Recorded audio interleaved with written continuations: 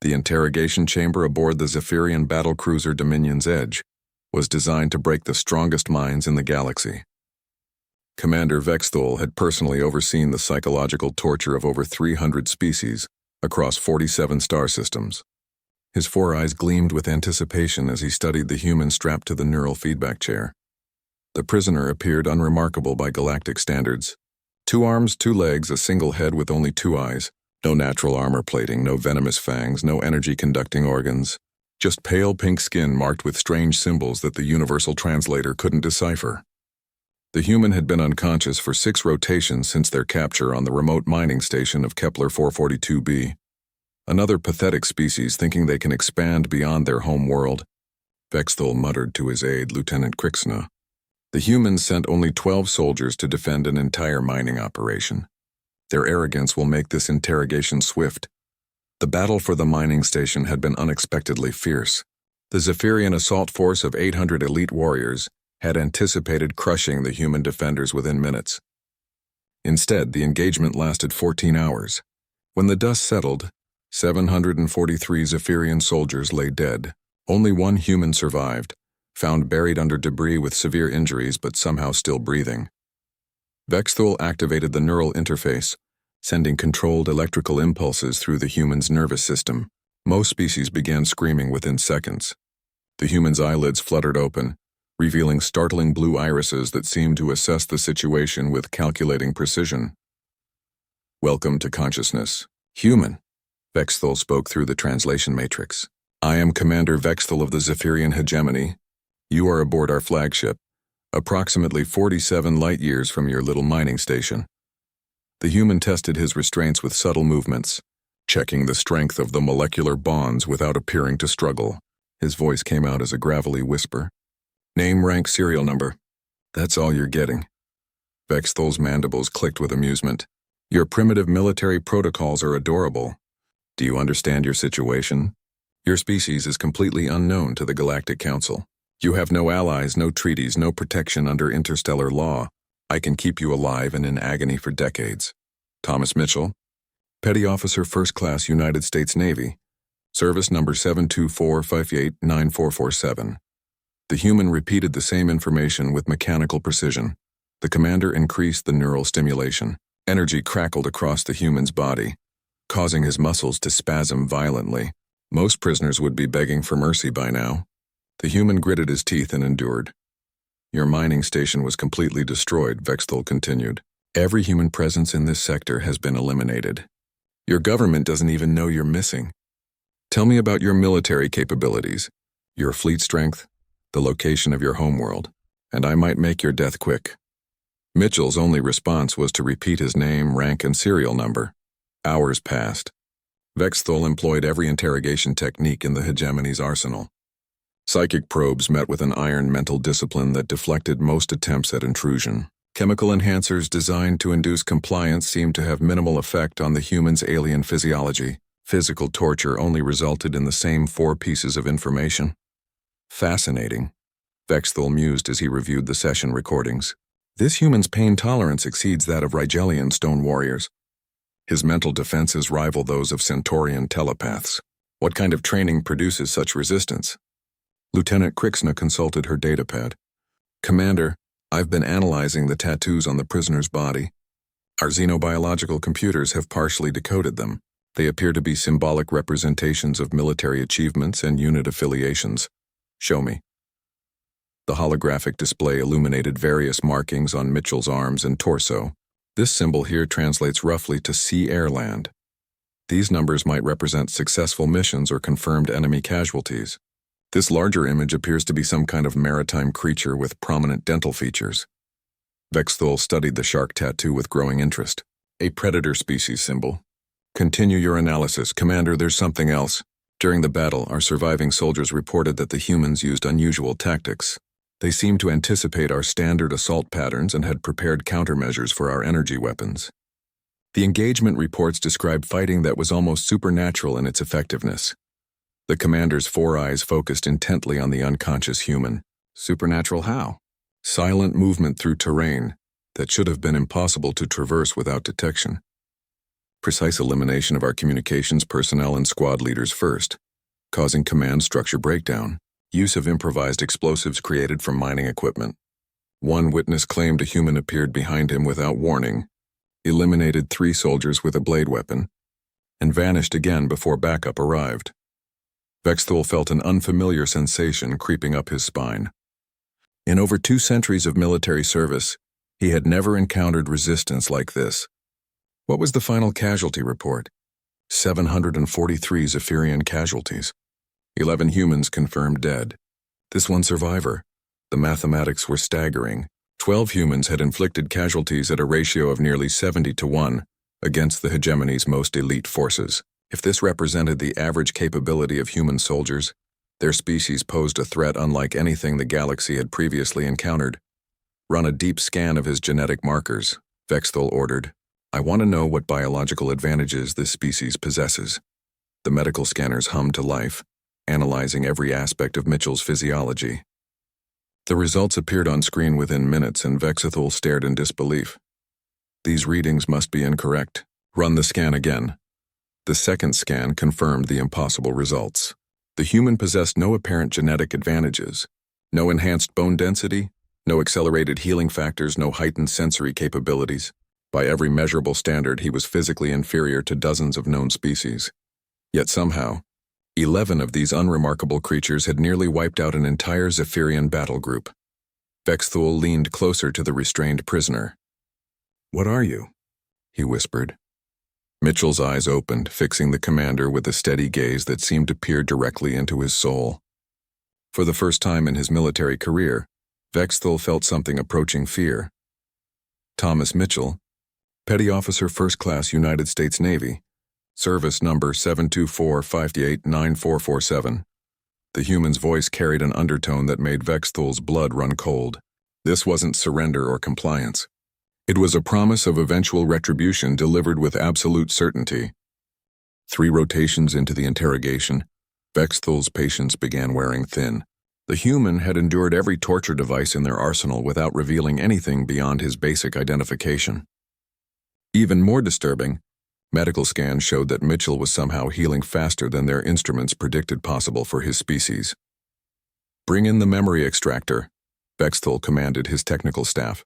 The massive neural interface device descended from the ceiling, its crystalline probes designed to forcibly access stored memories regardless of mental resistance. "If he won't talk, we'll rip the information directly from his brain." Lieutenant Krixna hesitated. "Commander, the memory extractor has a 94% fatality rate. If this human dies, we lose our only source of intelligence about their species. Then we'd better work quickly." Vexthul personally calibrated the machine, setting extraction parameters to medium intensity. "Begin with recent memories. I want to see how these humans fought so effectively." The crystalline probes made contact with Mitchell's skull, sending invasive neural tendrils deep into his brain tissue. Most subjects screamed and convulsed as their minds were forcibly accessed. The human merely closed his eyes and began some kind of mental exercise, his breathing becoming slow and controlled. Images began flowing across the holographic display. Vexthul watched in fascination as Mitchell's memories revealed scenes of intensive training. Humans swimming through icy waters while carrying massive weights, crawling through mud under live weapons fire, engaging in hand-to-hand combat with instructors who seemed determined to inflict real injury.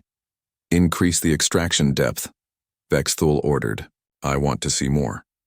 The memories shifted to show humans learning to use explosives, practicing infiltration techniques, studying the weak points of various alien technologies captured from previous conflicts. These weren't the activities of a peaceful mining colony defense force. This was military training on a scale that suggested preparation for galactic warfare. One memory fragment caught Vexthul's attention. Mitchell stood in formation with other humans wearing identical uniforms while an instructor spoke about something called Hell Week. The commander ordered the translation matrix to focus on the dialogue. "You are no longer individuals," the instructor was saying. "You are weapons forged through pain, tested by suffering and proven through adversity. When the galaxy learns to fear humanity, it will be because of what you accomplish. You are the tip of the spear, the edge of the blade, the shadow that brings death to our enemies." Vexthul paused the extraction. These humans are deliberately creating super soldiers. This isn't natural evolution or genetic enhancement. They're using psychological conditioning to exceed their biological limitations. The memory continued, showing Mitchell and his team deploying to various hostile environments across Earth. Desert warfare, Arctic operations, underwater infiltration, high-altitude combat. Each mission demonstrated capabilities that seemed impossible for beings with such apparent physical limitations. "Look at this tactical planning," Krixna observed, pointing to a mission briefing scene. "They're not just fighting. They're studying their enemies, identifying weaknesses, developing specific countermeasures for each engagement. This level of strategic thinking rivals our best military academies." Vexthul increased the extraction intensity again, searching for memories of human space capabilities. What he found made his blood freeze. Images of massive space stations orbiting a blue-green world. Fleets of angular warships bristling with weapons unlike anything in the galactic databases. Manufacturing facilities producing equipment on an industrial scale that dwarfed most planetary economies. "How many humans are there?" he whispered. The memory fragments revealed population centers containing millions of individuals, city complexes that stretched across entire continents, agricultural systems feeding billions of mouths. But most disturbing were the military installations, training facilities that processed thousands of soldiers simultaneously, research centers developing weapons technology at a pace that suggested they were rapidly approaching galactic standard capabilities. A new memory surfaced, showing Mitchell receiving specialized training from an instructor with gray hair and scars covering half his face. The older human spoke in a voice that commanded absolute attention. "Mitchell, you've completed standard SEAL training, but your real education starts now. You're being assigned to Deep Space Operations Group. Your mission is to establish forward positions in systems the brass thinks might be contested in coming years. You'll be training local defense forces and gathering intelligence on potential hostile contacts." The instructor handed Mitchell a data pad containing star charts. "Intelligence suggests we're not alone out here. When first contact happens, it probably won't be friendly. Your job is to make sure humanity is ready." Vexthul stopped the memory extraction, his four hands trembling slightly as he processed the implications. They knew. These humans knew they would encounter other species, and they've been preparing for conflict. "Commander," Krixna interrupted urgently, "I'm detecting massive energy signatures approaching our position. Multiple vessels dropping out of hyperspace at the edge of this system." The bridge communication system crackled to life. "All hands to battle stations. Unknown fleet approaching. Configuration and capabilities unidentified." Vexthul rushed to the command center, leaving Mitchell secured in the interrogation chamber. The main display showed sensor readings that defied easy interpretation. 7 vessels of unfamiliar design had emerged from hyperspace and were accelerating toward the Zephyrian fleet at impossible speeds. "Size comparison?" Vexthul demanded. Unknown vessels range from destroyer class to battleship scale. Energy signatures indicate weapon systems beyond our current classification parameters. They're not using any known propulsion technology. The lead vessel opened a communication channel and a human face appeared on screen. The being wore a uniform similar to Mitchell's but with additional insignia, indicating higher rank. His expression was coldly professional, but his eyes burned with barely contained fury. "Zephyrian vessel, this is Admiral Sarah Chen of the United Earth Space Command.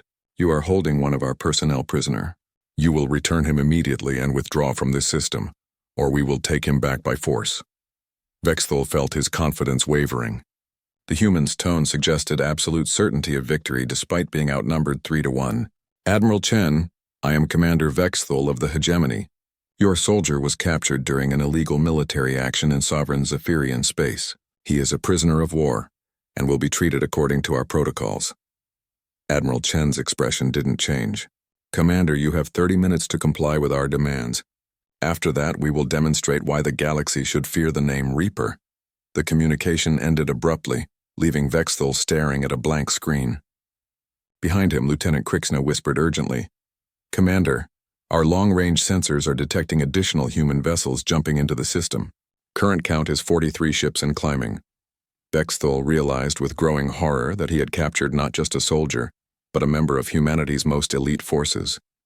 And now their entire military seemed prepared to go to war to get him back. What did that human admiral mean by Reaper? He asked. The answer came from the ship's intelligence officer, who had been analyzing captured data from the mining station battle.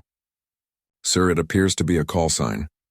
According to intercepted communications, the prisoner is known among his unit as Reaper, due to his effectiveness in eliminating enemy personnel.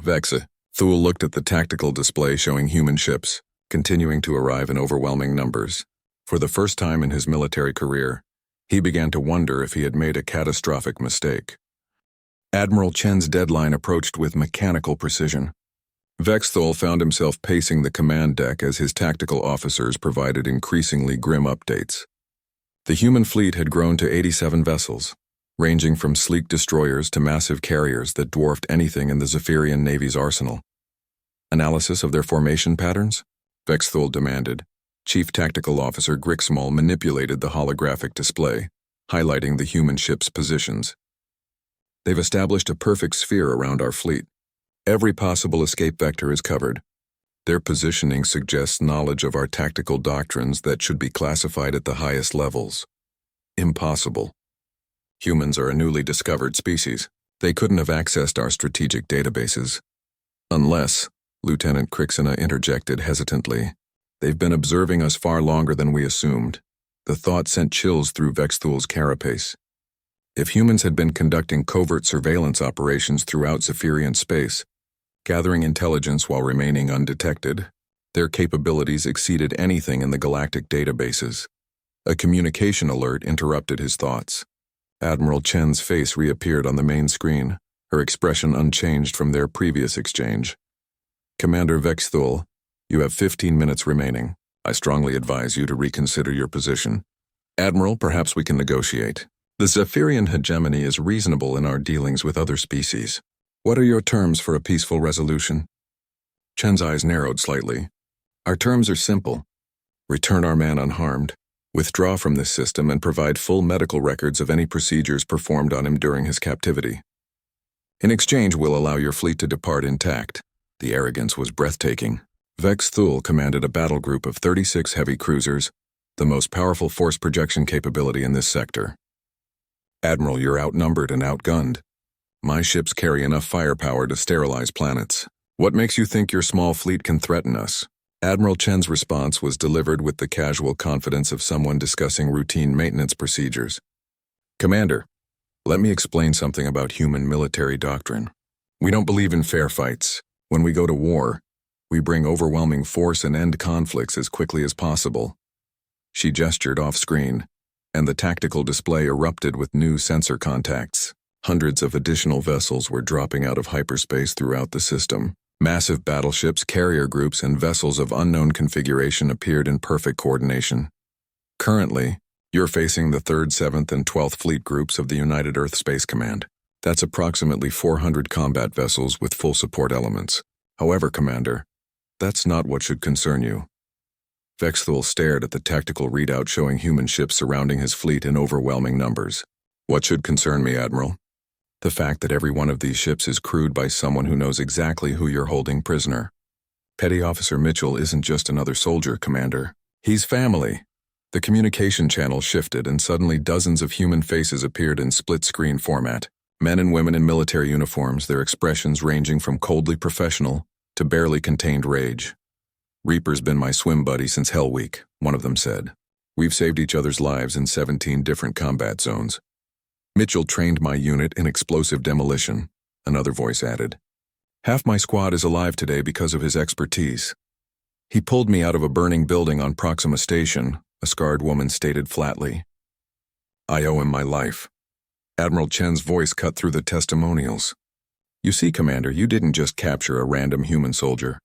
You captured a Navy SEAL, one of our most elite warriors. More importantly, you captured someone beloved by thousands of the most dangerous individuals in human space. The testimonials continued, each revealing another aspect of Mitchell's reputation and influence. Vexthul began to understand that he was facing not just a military rescue operation, but a personal crusade by some of humanity's deadliest fighters. 10 minutes, Commander, Admiral Chen announced. After that, we start shooting. Vexthul closed the communication channel and turned to his staff. Options? We could attempt to negotiate prisoner exchange, suggested his diplomatic officer. Offer to trade the human for safe passage. Chief Tactical Officer Grixmol shook his head. Sir, our sensor analysis suggests those human ships are carrying weapons technology we've never encountered. Energy signatures indicate particle beam systems operating at 97% efficiency. Our shields might not hold. What about our cloaking capabilities? Ineffective.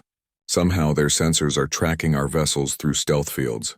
They're using scanning technology beyond our current understanding. Vexi, Thule realized with growing dread that every tactical advantage his fleet normally enjoyed had been neutralized by human countermeasures.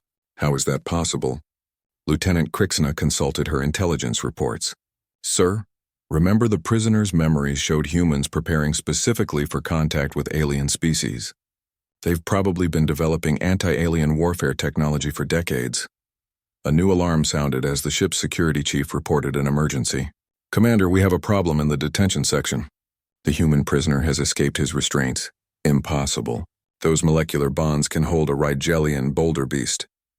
Sir, surveillance shows he used some kind of improvised lock-picking technique.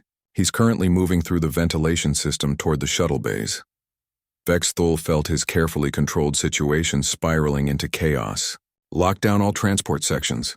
Deploy security teams to... The lights suddenly went out throughout the ship. Emergency power kicked in moments later, bathing everything in red illumination. The security chief's voice crackled over the communication system with barely controlled panic. Commander, the human has somehow accessed our environmental systems. He's systematically shutting down life support in sections containing our security teams. How is he accessing our computer networks? Unknown, sir. He appears to have knowledge of our ship's architecture and systems that should be impossible for an alien species. On the tactical display, Vexthul watched human ships moving into more aggressive formations. Admiral Chen's deadline was approaching, and now their prize prisoner was loose somewhere in the ship, apparently sabotaging critical systems. Sir, his communications officer reported urgently, we're receiving a transmission from inside our own ship. It's the human prisoner. Mitchell's face appeared on a secondary screen, his expression calm despite the circumstances. Behind him, Vexthul could see what appeared to be the ship's main computer core. Commander Vexthul, Mitchell said in perfectly translated Zephyrian, I wanted to thank you for the hospitality. However, I think it's time for me to leave.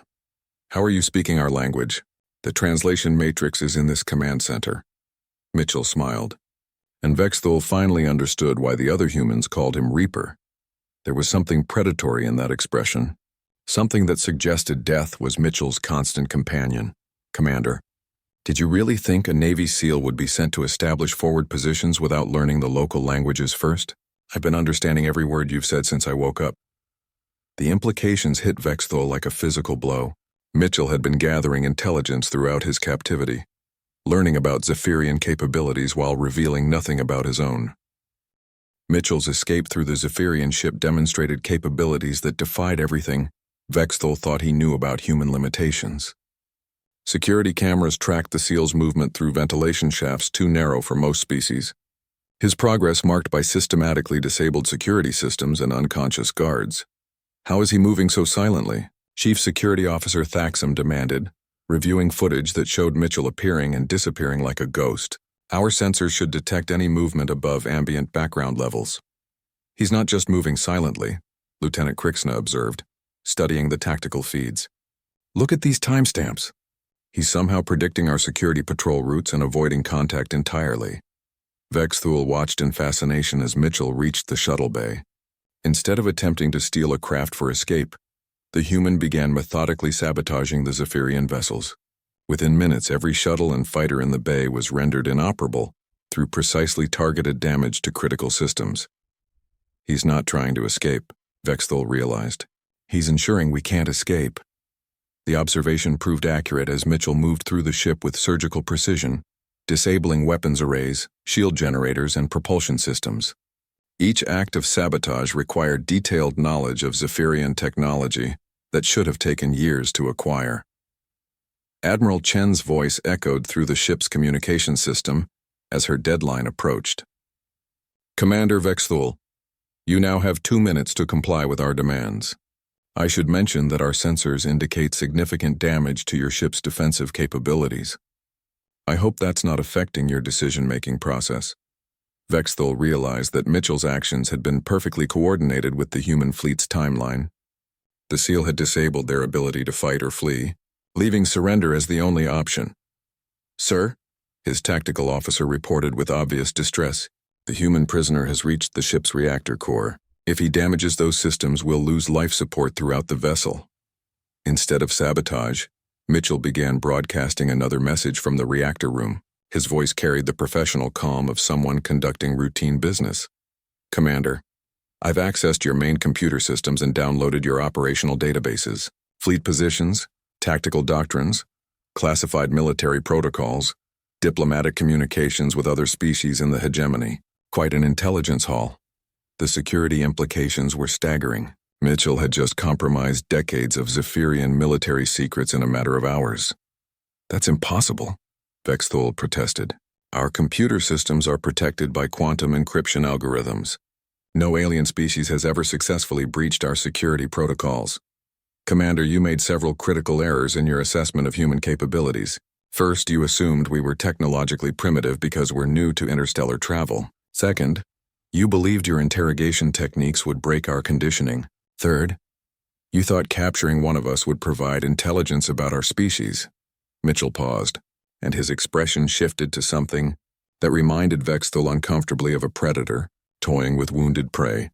"What you actually did was provide us with detailed intelligence about your species while revealing nothing about ours. Every torture device you used was analyzed and countered. Every question you asked told us what you wanted to know, giving us insight into your strategic thinking. Every memory you extracted was carefully curated to show you exactly what we wanted you to see." The horrifying truth dawned on Vexthul. "The memories we extracted were false?" "Not false, Commander. Selectively edited. We knew someone would eventually capture one of our deep space operatives. Standard SEAL training includes resistance to memory extraction through selective mental conditioning. I can control which memories surface during neural probing." The tactical display showed Admiral Chen's fleet moving into final attack positions. Her voice carried a tone of finality as she delivered her ultimate warning. "Commander Vexthul, your time has expired.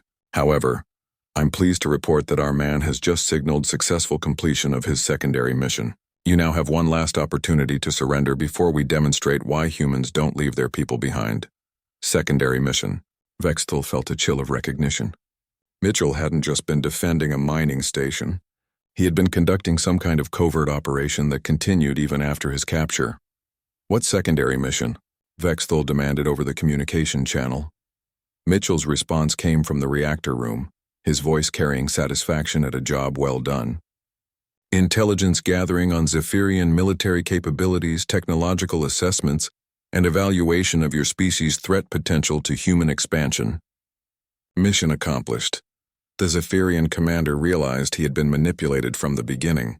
The mining station, Mitchell's capture, even the interrogation had all been part of an elaborate intelligence operation designed to gather information about humanity's potential enemies. "Admiral Chen," Vexthul said, "opening communication with the human fleet. I formally surrender. We will transfer your operative and provide all requested medical records. Please accept the apologies of the Zephyrian hegemony for this unfortunate incident." "Apology accepted, Commander. Prepare to receive our boarding party for prisoner transfer." Within minutes, human transport craft approached the Zephyrian flagship. The boarding team that came aboard moved with the same deadly precision Vexthul had observed in Mitchell. Each human carried advanced weapons and wore armor that incorporated technology clearly derived from studying multiple alien species. The team leader, a woman with colonel's insignia, approached Vexthul with professional courtesy. "Commander, I'm Colonel Martinez, 3rd Fleet Marine Division. We're here to retrieve our teammate and ensure his medical condition is satisfactory." "Of course. However, Colonel, I must ask about your fleet's capabilities. Our sensors indicate technology beyond what should be possible for a species new to interstellar travel." Colonel Martinez smiled with the same predatory expression Vexthul had seen on Mitchell's face. "Commander, humans have been preparing for galactic contact for over a century. We knew we weren't alone, and we knew first contact would probably be hostile. Everything you've seen today represents decades of preparation for exactly this scenario." She gestured toward her boarding team.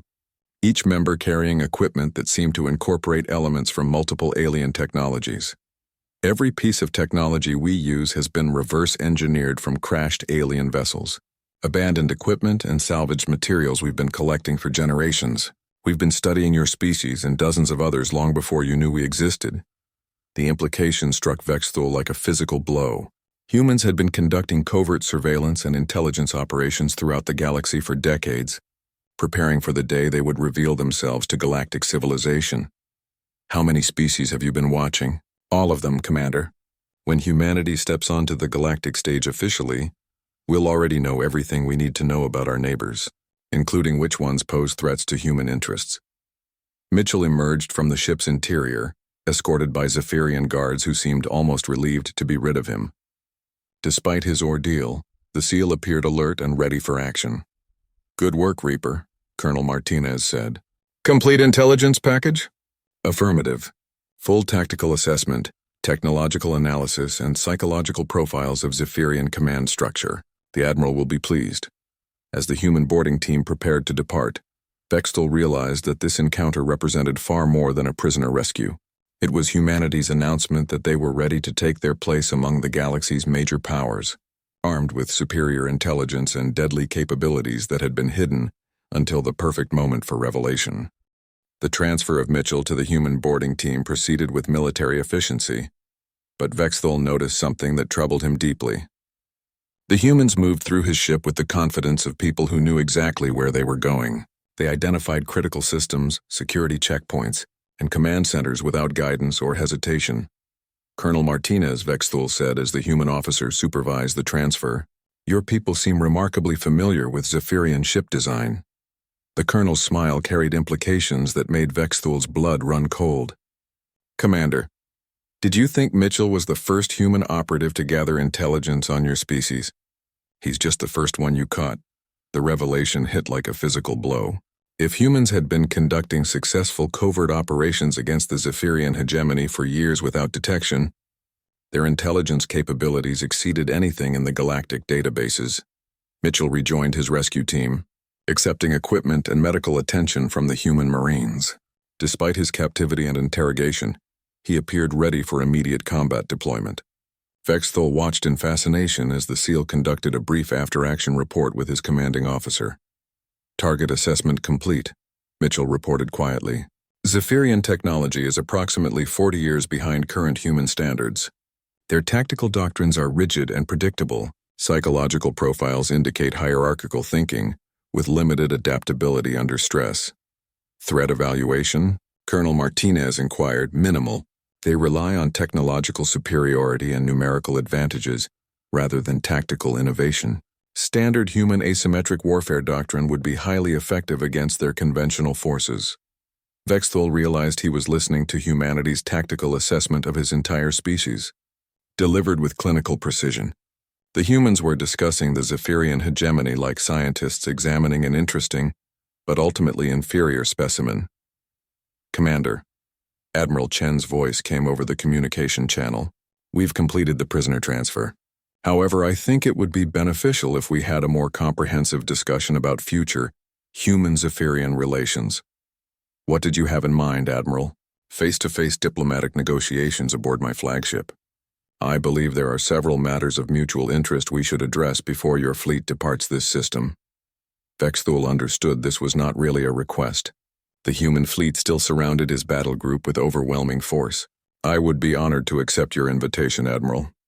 An hour later, Vexthul found himself aboard the human flagship UES Indomitable, a massive vessel that dwarfed even Zephyrian dreadnoughts. The interior design was starkly functional, with every surface optimized for combat efficiency rather than comfort or display. Human crew members moved through corridors with purposeful precision, their uniforms marked with insignia from dozens of different specialties and units. Admiral Chen received him in a conference room that overlooked the ship's main hangar bay. Through the transparent walls, Vexthul could see hundreds of fighters, transport craft, and vessels of unknown configuration. The scale of human military production was breathtaking. "Please sit." Admiral Chen gestured to a chair designed for non-human physiology. "I hope you'll forgive our direct approach to diplomacy, Commander." Humans prefer to establish clear parameters for our relationships with other species. Of course. However, Admiral, I must observe that your military capabilities seem far beyond what would be expected from a newly spacefaring species. Commander, that assumption is the first mistake most alien species make when dealing with humanity. We've been preparing for galactic contact since the mid-20th century. Every crashed alien vessel, every piece of abandoned technology, every intercepted transmission has been carefully studied and reverse-engineered. Admiral Chen activated a holographic display showing Earth's solar system. Dozens of installations appeared throughout the asteroid belt, massive manufacturing complexes and defensive platforms that had somehow remained hidden from galactic survey missions. We've built our entire space-based infrastructure using hybrid technology, combining human innovation with alien engineering principles. What you're seeing here represents over 80 years of preparation for this exact moment. Vexthul studied the display with growing alarm.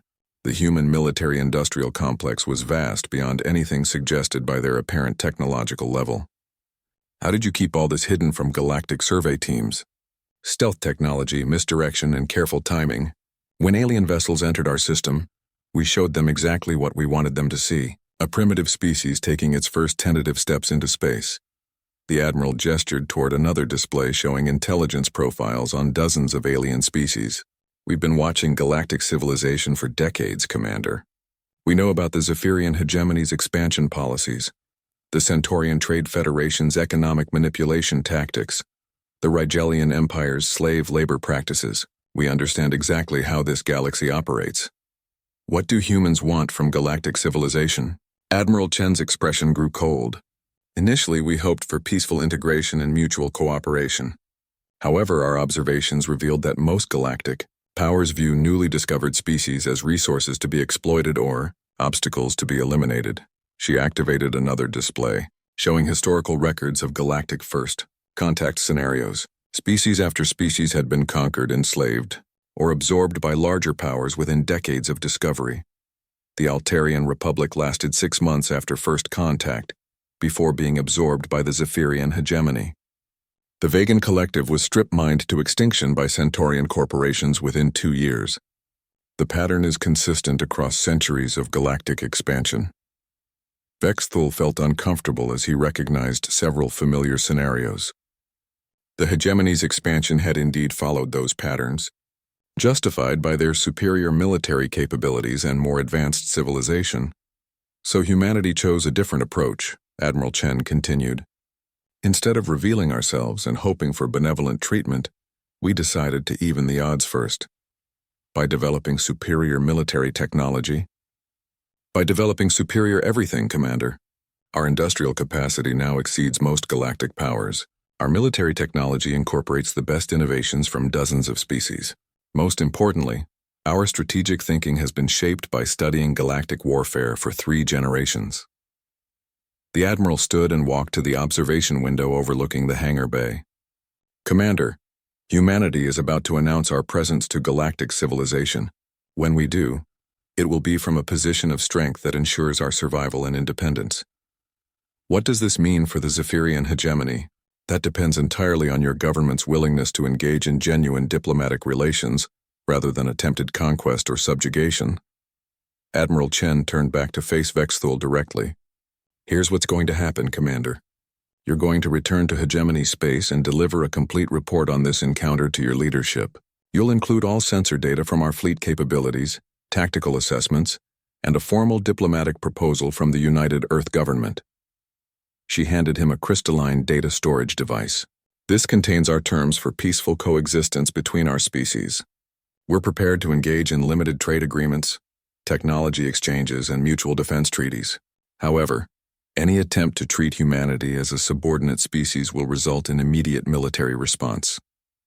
Vexthul accepted the device, understanding that he was now carrying either the foundation for peace or the prelude to war between their civilizations. Admiral, may I ask about the name Reaper? Your operative seemed proud of the designation. For the first time since their meeting began, Admiral Chen smiled with genuine warmth. Commander, in human military tradition, earning a call sign like Reaper represents the ultimate recognition from your peers. It means that when death comes for humanity's enemies, it comes wearing Mitchell's face. She gestured toward the hangar bay where human fighters were launching in perfect formation. Every one of our personnel has earned their position through trials that would break most species. They represent the absolute pinnacle of human capability, forged through adversity and proven in combat. How many like Mitchell do you have? Enough, Commander. More than enough. As Vexthal prepared to depart, Admiral Chen delivered one final message that would haunt his thoughts during the journey home. Commander, when you brief your superiors about this encounter, make sure they understand one critical point. Today you met humanity at our most diplomatic and reasonable. If the hegemony chooses conflict over cooperation, you'll discover that we can be far less accommodating. The human boarding craft returned Vexthal to his flagship, where his crew waited anxiously for orders. As the Zephyrian fleet prepared to depart, sensors showed the human vessels maintaining their positions with vigilant precision.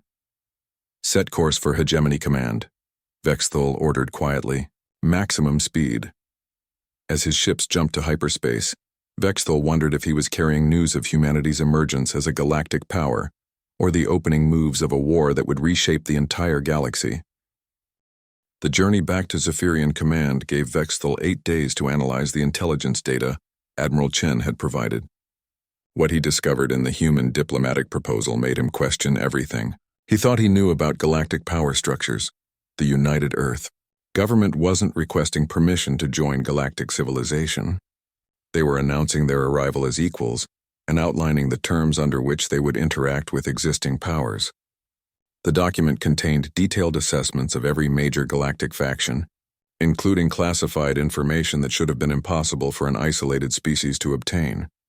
Sir, Lieutenant Krixna reported during their daily briefing, I've completed analysis of the human fleet's technological signatures. Their ships are using hybrid technology that combines innovations from at least 12 different species. How is that possible? According to this data, humans have been conducting covert salvage operations throughout the galaxy for decades.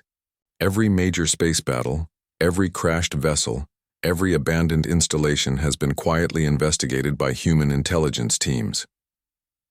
Vexthal reviewed the evidence with growing unease.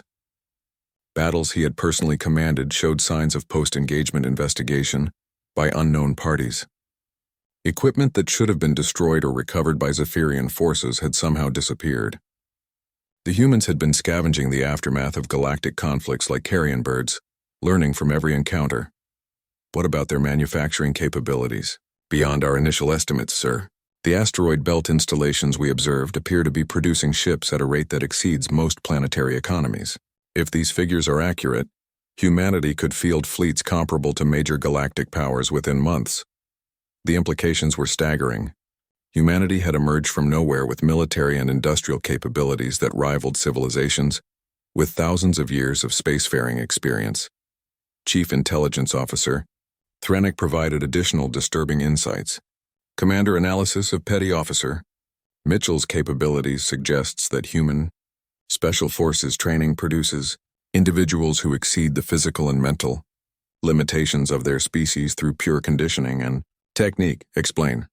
Mitchell demonstrated infiltration skills, comparable to Centaurian stealth specialists, tactical thinking rivaling Rigelian strategic planners, and pain tolerance exceeding that of warrior species with natural armor plating. None of this stems from genetic advantages. It's entirely learned behavior. Vexthal understood the implications. If humans could routinely produce soldiers with capabilities that matched or exceeded naturally evolved advantages of other species, their military potential was virtually unlimited. Sir, the communications officer interrupted, we're receiving priority transmission from Hegemony Command. Fleet Admiral Grextor wants immediate preliminary report on first contact situation. Vexthal activated the long-range communication array, establishing contact with the Hegemony's supreme military commander. Fleet Admiral Grextor's image appeared on screen, his four eyes glowing with anticipation. Commander Vexthal, report. Our sensors detected massive energy signatures in your patrol sector. Have you encountered the unknown vessels reported by our border stations? Yes, sir. The vessels belong to a previously unknown species calling themselves humans. They demonstrated military capabilities that require immediate strategic assessment. Capabilities such as? Vexthal chose his words carefully. Sir, they deployed a fleet of over 400 warships using technology that appears to incorporate innovations from multiple galactic species. Their tactical coordination and strategic planning suggest extensive knowledge of our operational doctrines. Fleet Admiral Grextor's expression shifted from anticipation to concern. 400 ships? Commander, that's a larger force than most member species can field. How is this possible for an unknown civilization? Sir, intelligence suggests they've been preparing for galactic contact for approximately 80 Earth years. They've been conducting covert surveillance and technology acquisition operations throughout this region of space. The silence from Hegemony Command stretched for long moments as Fleet Admiral Grextor processed the implications. Commander, what is your assessment of their military threat level? Vexthul had dreaded this question throughout the journey home. Sir, based on observed capabilities and tactical performance, I classify humans as a category. Alpha threat requiring immediate diplomatic engagement, rather than military action, category. Alpha threats were reserved for civilizations capable of inflicting significant damage on the hegemony's core systems. In the past century, only 3 species had received that classification, and all had eventually been negotiated into tributary status rather than risking open warfare. That's a serious assessment, Commander. What specific capabilities led to this conclusion? Sir, their Special Forces operative designated Reaper single-handedly compromised our flagship's security, extracted classified intelligence and coordinated with their fleet to force our surrender. This individual's performance exceeded anything in our tactical databases. Fleet Admiral Grextor leaned forward intently. One soldier forced the surrender of your entire battle group. Not through direct combat, sir. Through superior intelligence preparation, technological countermeasures, and tactical coordination that neutralized our advantages before we realized we were in a combat situation. Vexthul transmitted the complete sensor logs and engagement records. Sir, I recommend immediate high-level diplomatic contact rather than military escalation. Their fleet commander expressed willingness to negotiate peaceful coexistence, but also demonstrated capability to inflict massive casualties if we choose confrontation. The fleet admiral reviewed the data with increasing alarm.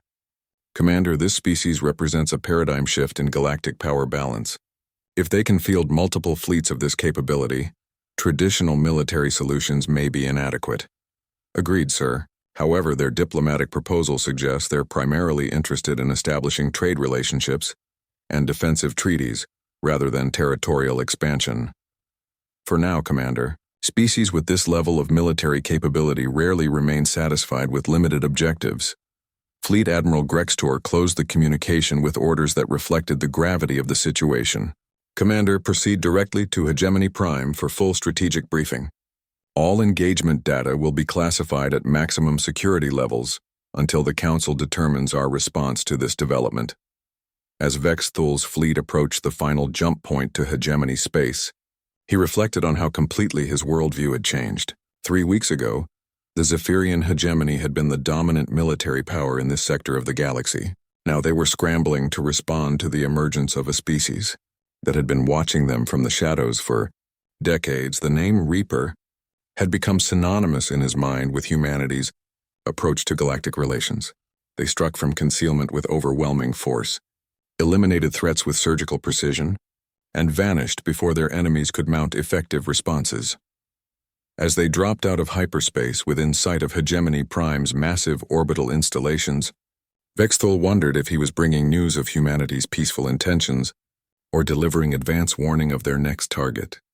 Either way, the galaxy would never be the same. The thought that haunted him most was Admiral Chen's final warning about humanity being diplomatic and reasonable during their encounter.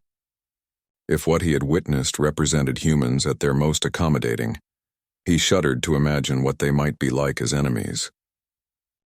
The emergency session of the Zephyrian High Council convened within hours of Vexthul's arrival at Hegemony Prime. The massive chamber, designed to accommodate representatives from dozens of species within the hegemony, buzzed with tension as military leaders and political officials reviewed the intelligence data from humanity's first official contact. Supreme Chancellor Nexvaria, a towering figure whose species had ruled the hegemony for 3 centuries, called the assembly to order with grave formality. Council members, We face an unprecedented situation. A previously unknown species has demonstrated military capabilities that challenge our fundamental assumptions about galactic power. Distribution. Fleet Admiral Grextor presented the tactical analysis to the assembled leaders. Holographic displays showed human ship formations, weapon signatures, and fleet movements that defied conventional strategic doctrine.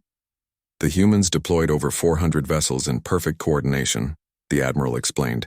Their technology appears to be hybrid systems incorporating innovations from multiple galactic civilizations. Most concerning, their intelligence preparation exceeded anything in our strategic databases. Council member Thaxuna, representing the intelligence services, raised a critical question. Admiral, how did an isolated species acquire technology from across the galaxy without our knowledge? Evidence suggests they've been conducting covert operations for decades. Every major battle, every crashed vessel, every abandoned installation has been systematically investigated by human teams. They've been learning our capabilities while remaining completely hidden. The implications sent shockwaves through the council chamber. The hegemony security had been compromised for generations without anyone suspecting alien infiltration. Supreme Chancellor Nexiveria turned to Vexthul. Commander, provide your assessment of their diplomatic intentions.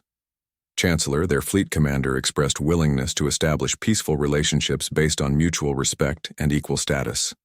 However, they made it clear that any attempt to treat humanity as a subordinate species would result in immediate military response. Equal status?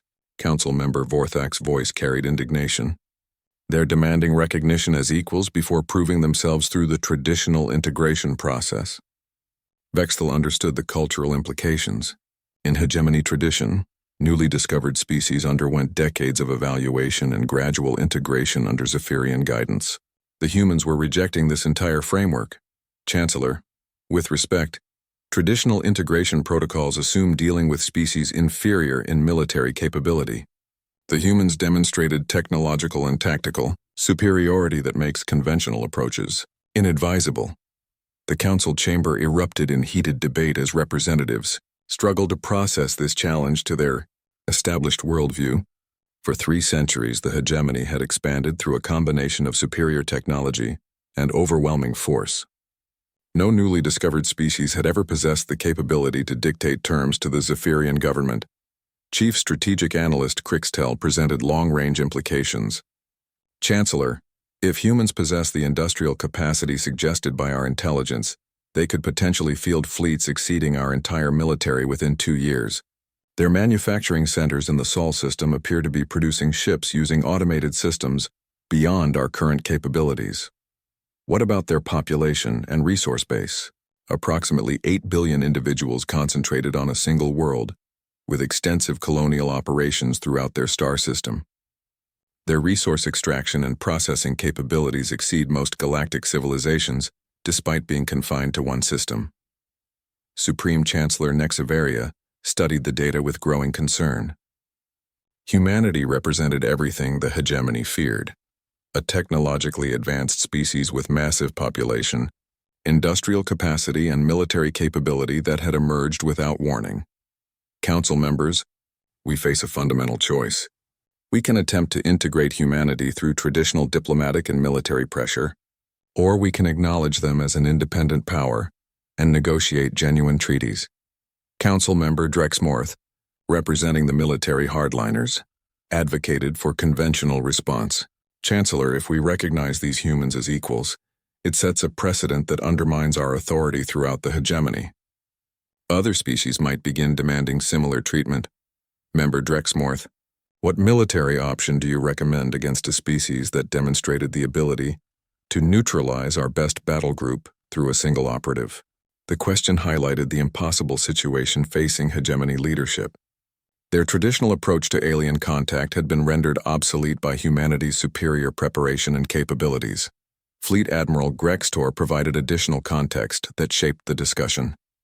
Chancellor, analysis of the human operative designated Reaper reveals training and capabilities that exceed our elite forces. If this represents their standard special operations personnel, conventional military action would result in casualties we cannot sustain. How many humans like Mitchell do they have? Unknown, but their training infrastructure suggests they can produce such individuals in significant numbers. More concerning, their conventional forces appear to be trained to similar standards. The Council spent hours debating options that ranged from preemptive military strikes to immediate diplomatic recognition. Each proposal was systematically dismantled by the reality of humanity's demonstrated capabilities.